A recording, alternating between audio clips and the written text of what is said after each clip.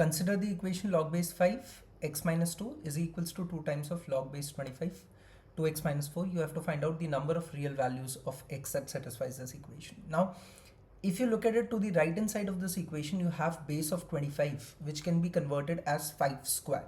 So let's do that. So log base 5 x minus 2 is equals to 2 times of log base 5 square 2x minus of 4. If you go further, by the identities of log, what you get is log base 5 x minus 2 is equals to 2 by 2 log base 5 2x minus of 4. So this 2 by 2 will get cancelled out. Now on either side you have the log with the same base. You can simply equate the input values, which is x minus 2 is equals to 2x minus of 4. Solve this further, you will get x equals 2. Now the problem with this x equals 2 as a solution is that when you go back to the main equation and you look at x minus 2 or you look at 2x minus 4, both these values become 0.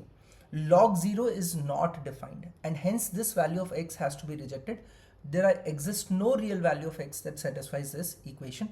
Option B, 0, will be the correct answer.